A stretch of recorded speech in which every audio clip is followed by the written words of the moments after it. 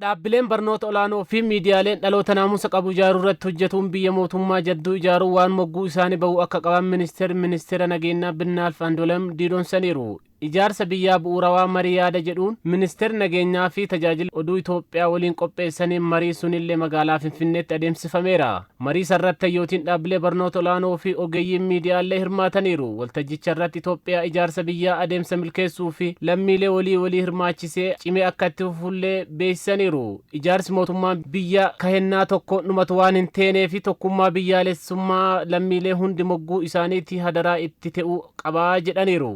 Ijaarsa mootummaa biyyaa milkeessuu fi eenyummaa walii ijaaruu faayidaa biyyaalessummaa fi duudhaalee biyyaalessaa irratti xiyyeeffachuu hojjetuu akka qabanillee diidomsaniiru. የአሁን ዘመን ትርክት ወይም የዚህ ትውልድ ትርክት የምንመኛትን ኢትዮጵያ የምንፈጥርበት ትርክት ቤዙን መልቲናሽናሊዝም ያደረገ Seeneffamni dhaloota ammaa Itoophiyaa hawwinu seeneffama nuuf uumuu ta'uu qaba. Seeneffama tokkummaa biyyaa fi gootummaa uumuudha.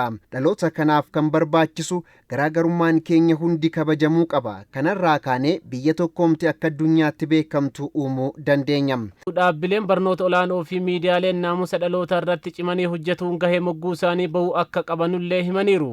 ዩኒቨርሲቲዎች በኢትዮጵያ አገር ግንባታ ላይ የእናንተን ያህል እድል ያለው ሰው የለም። Hayyoonni yuunivarsiitiiwwan ijaarsa biyyaa irratti kan akka keessan carraa qabu hin jiru. Sababni isaas yuunivarsiitiin Itoophiyaa xiqqoodha. Barumsa idileen alatti ijaarsa biyyaa fi naamusa gaarii irratti caalmaatti barsiisuu dandeessu. Miidiyaan uummatatti dhiyoodha. Odeeffannoon hundi miidiyaatti dhiyoodha. Isaanis hawaasa barsiisuu fi dhiibbaa uumuu ni danda'u.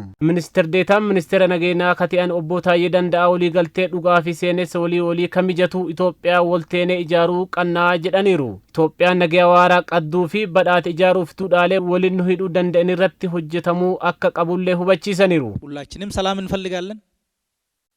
ሁንዱምቲ keenya nagaanii feena. Hundumti keenya Itoophiyaa badhaatee fi guddatte qabaachuu ni barbaannam. Karaan sanatti nu geessu immoo duudhaalee keenya gaggaarii cimsachuu fi aadaa keenya walitti nu qabuun nu tokkomsan jajjabeeffachuudha.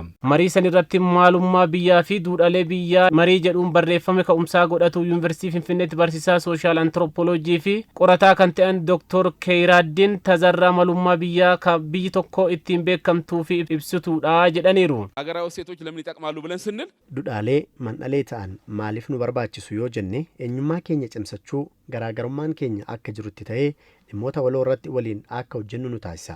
Misooma keenya dhugoomsuuf illee nu gargaaru.